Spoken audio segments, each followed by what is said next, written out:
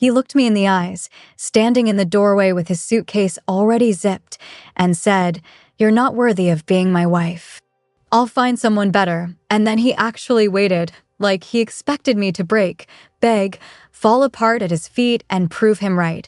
But I didn't. I stood there in the middle of the living room that I had furnished, in the apartment that I had mostly paid for, holding the engagement ring he had slid back into my hand like it was defective merchandise, and I said nothing. Because there are moments when silence is the only thing that keeps you from bleeding out in front of the person who just stabbed you. He smirked when I didn't argue, turned, opened the door, and walked out of our 4 years like they were a bad lease, and the last thing he threw over his shoulder was, "I'm doing you a favor," as if cruelty counted as charity. As if I should thank him for calling me unworthy, when he was the one I had built from the ground up. That was the night Daniel left, and the night I finally met myself without him in the room. But it took time to see that as a beginning instead of an ending. When I met Daniel, I was 24 and stupidly optimistic. I worked full-time, went to grad school at night, and shared a 2-bedroom with a flaky roommate who never locked the door. He was the new hire in our department. Underqualified on paper, but charming in person. He had that hungry look people romanticize, the "nobody believed in me, but I'll show them" speech ready-made.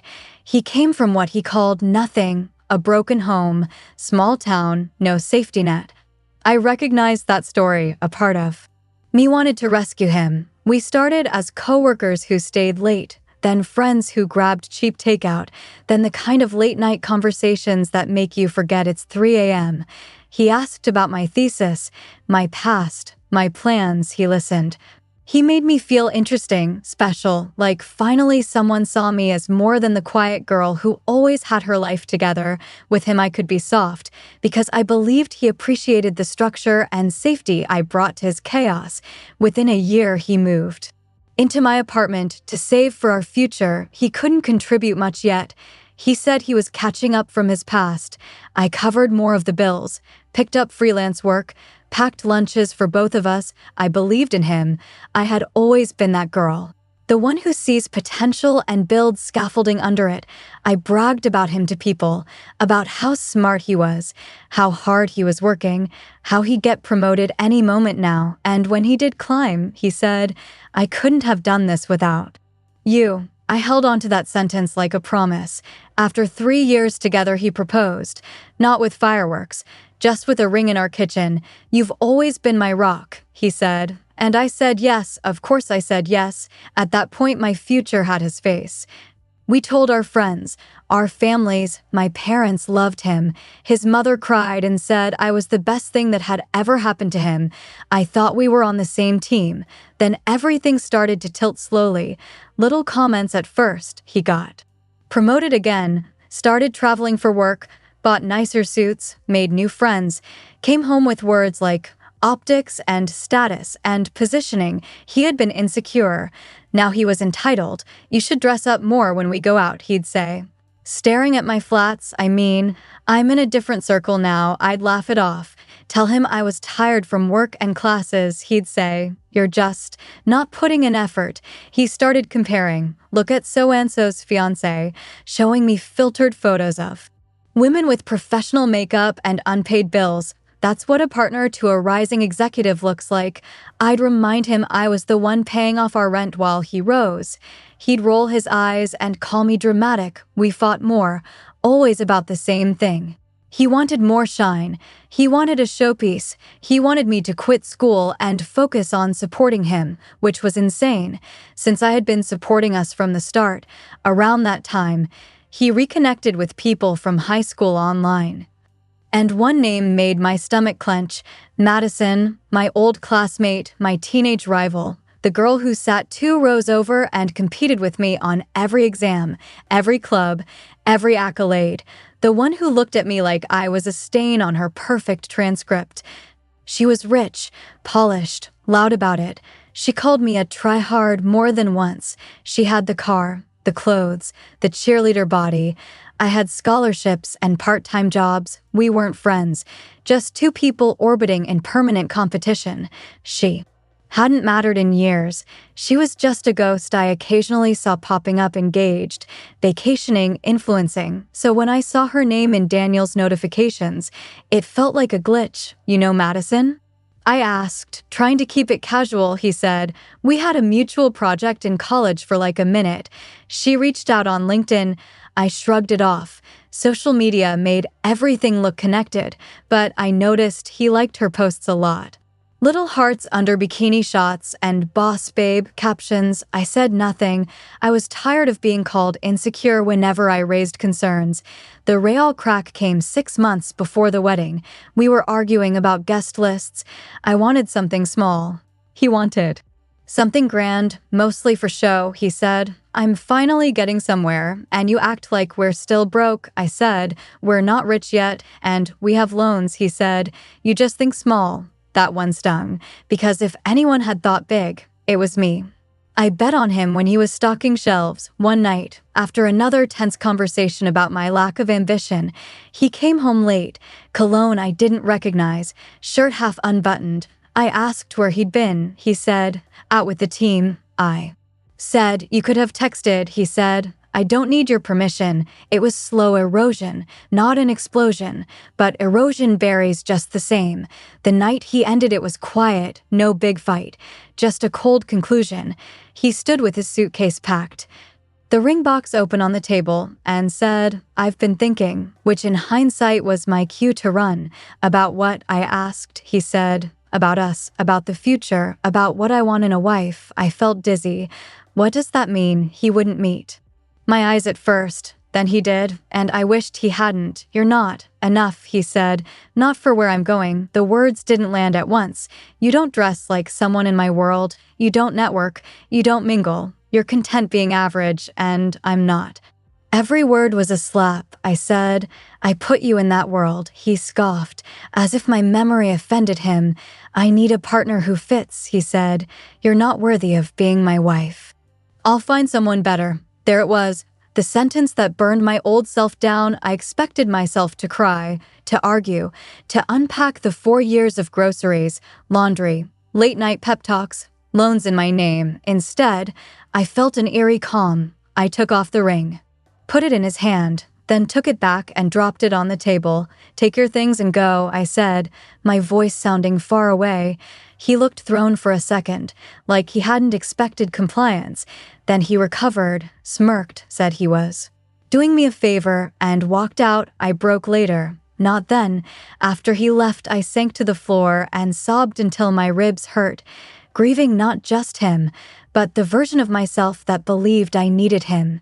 The humiliation hit harder when I logged onto social media 2 weeks later and saw the first picture. Daniel at a bar, holding a drink, arm around a familiar face, Madison, caption, when life finally brings the right people together. I stared at it so long the screen dimmed. People commented, power couple, upgrade, you two are perfect. I thought I might throw up. He had gone from telling me I wasn't good enough to parading around the girl who once took pleasure in making me feel small. Of course he picked her. She was shiny. The kind of shiny he decided he deserved. I didn't say anything I didn't like. I didn't comment. I just watched the performance start. Within a month they were official. Matching outfits, rooftop photos, hashtags about manifestation. Madison posted a story of them at dinner with the caption, when you finally meet the man who knows your worth. I laughed out loud, a harsh, broken sound. The irony wasn't subtle. People from high school messaged me, some out of curiosity, some with pity. Wow, did you see? He really moved on fast. Were you guys okay? I wrote. We ended things. It's fine. It wasn't fine yet, but I refused to let them see me bleed. A few weeks later, Madison messaged me directly. I hadn't expected that. Hey, she wrote, I know this might be weird, but I wanted to reach out woman to woman. Daniel told me how things ended. I hope you're okay. I hope there's no hard feelings. I stared at her message, at the audacity and the softness wrapped together. I started to type something mean, something like, you're welcome for the man I built. But I stopped because I knew Daniel, and if he had talked to her, he had rewritten the story. I wrote instead, if you're happy, Then I'm glad. I almost left it there, but a weight pressed on my chest, a responsibility I didn't ask for, the urge to warn another woman, even if once upon a time she had been my rival, so I added, just be careful. Daniel is very good at making you feel like everything is your fault. He likes being worshipped. He'll take what he needs and make you believe you're lucky to have given it. Don't lose yourself. She replied fast, I appreciate your concern, but he's different with me. He says he never felt supported before. I'm not threatened by your bitterness, but I won't let you project it on us. Take care. I put the phone down. That stung more than I wanted to admit, not because she called me bitter, but because she sounded like me 2 years earlier, convinced she was the exception. Exceptions are just future warnings. I let it go. I muted both of them. And I built my life back brick by brick. I focused on work. I finished my degree. I moved into a new place without ghosts in the walls. I started therapy. I sat with the ugly truth that I had chosen a man who liked the way I held him up, but despised that I knew he needed it, my therapist said. He punished you for knowing his weakness. That sentence sat with me. Somewhere in that rebuilding, I started sleeping through the night again. Meanwhile, in the background noise of people's lives, Daniel and Madison became a spectacle. I heard things without seeking them, mutual acquaintances said. They're intense. She posts everything. He's changed. I didn't care. Not yet. A year after our breakup, their engagement photos dropped like a press release. Golden hour shots, vineyard, her in white. Him in a suit I recognized as his aspirational self. Caption from Madison, sometimes God removes what's wrong so he can send what's right. That one punched me in the gut. Not because I wanted him back, but because being cast as what's wrong in someone else's sermon felt so familiar. He looked at her in those photos the way he used to practice looking at me, and for a moment I felt that old sting of not enough. Then I remembered his suitcase by the door and my name on our lease and how quickly he had thrown it away, and the sting faded. I didn't reach out. I didn't warn her again. She had chosen her story. People have to live their own lessons. Their wedding came and went 6 months later. I saw one photo by accident when a mutual tagged another mutual. Madison in a designer gown, Daniel beaming, comments full of praise. Power couple.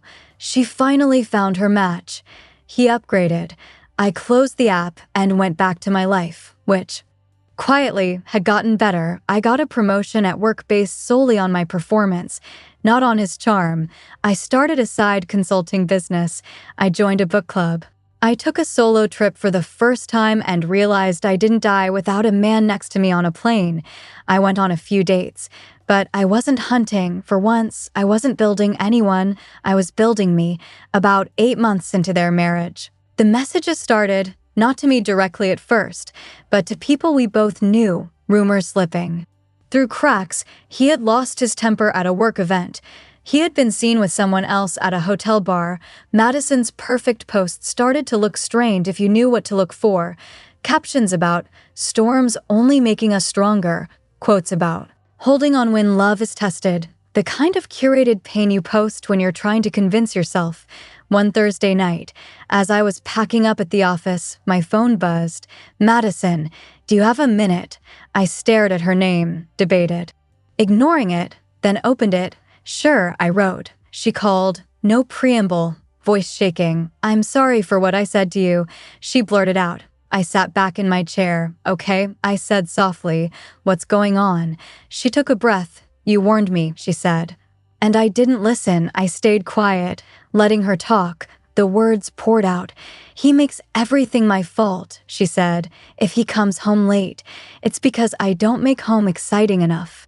If he snaps at me, it's because I know his triggers. He told me he only succeeded because I pushed him. I started paying for things because it's for us. He took money out of our joint savings without telling me. Then I found messages. He has been talking to other women. One of them for months. He told her I'm not supportive, that I spend too much, that I'm not worthy. The same lines, I think. Copy-paste. Her voice broke, and the worst part is, I heard myself saying to her, he's different with me, and I knew I had said it to you. I swallowed hard. I'm sorry, I said, and I meant it more than I expected. You didn't deserve that. She laughed bitterly. Maybe I did, a little, for what I thought about you. For how I looked at you. I thought you were weak. I thought you couldn't keep up with him. I thought he chose me because I was better. And now I'm here, feeling like I'm going crazy. He chooses women who will carry him, I said. We just carry differently. She was quiet, then said, he proposed 6 months after leaving you, as if confessing a crime. He told me you were clingy, that you didn't support his career, that you held him back. I almost laughed. Of course he did, I said. He couldn't admit I built the foundation he's standing on. That would make him look ungrateful. Easier to make me small. I'm filing for divorce, she said. Good, I replied. I just needed to say you were right, she whispered. And I'm sorry. I picked my words carefully. You weren't going to believe me then, I said. You needed to see him without the shine. I thought you were bitter, she admitted. I know, I said. I would have thought the same at 22. Silence stretched between us, not awkward, just heavy. I don't have many people I can talk to about this, she said. Everyone thinks I had the perfect life. I feel stupid. You're not stupid, I said. You believed a man who knows how to sell himself. That's not a crime. And he targeted you for a reason. She exhaled. You don't hate me, she said, surprised. I did, I said honestly. For about 5 minutes. Then I realized he left me exactly how he was always going to leave me, with or without you. You just happened to be the mirror. She sniffed. Can I buy you coffee sometime? She asked. I understand if you say no. I hesitated, thinking of high school classrooms and competitive glares, of her smug engagement posts, of my own shattered pride, and then I thought of the voice on the phone, small, cracked, too familiar, a woman realizing she had been played by the same script. Yeah, I said. We can do coffee. We met at a quiet cafe on a Sunday morning. She looked different without the armor of perfectly staged photos, tired but softer, human. She brought a folder with documents, bank statements, messages, like she needed to prove she had a right to hurt. I didn't need to see them. I believed her. We talked for 3 hours about him, about our younger selves, about how exhausting it was to constantly perform worthiness for men who brought so little in return. She said, I used to hate you. You know, I nodded. I know, you were everything I was pretending to be, she continued. Disciplined. Focused. Nobody saw how hard I was trying. They just saw the shine. You threatened that. So I made you small in my mind to feel safe. You were everything I thought I was supposed to be, I admitted. Effortless. Desired. Unbothered. I made myself smaller trying to match that. We sat with that for a while. 2 women, raised to compete for trophies shaped like men, finally realizing the men weren't prizes. After that, we stayed in touch. Slowly, then more. Sharing job leads. Venting about lawyers. Sending memes. It was strange, becoming friends with the woman I had once measured myself against, but it also made sense. We had both survived the same kind of man, just at different points on his timeline. Daniel did, predictably. Reach out to me once her divorce papers were served. A late-night message on a platform I'd forgotten he still had access to. Hey, it said. I've been doing a lot of thinking. I made mistakes. You were always there for me. I didn't appreciate you. Maybe we could talk. I stared at it for a long second, not with temptation or curiosity, but with an odd, detached gratitude, because there it was, my old weakness, knocking one more time to make sure it was truly gone. I deleted the message, blocked him, and opened a text from Madison instead about her new job interview. Months turned into a year. My consulting work took off.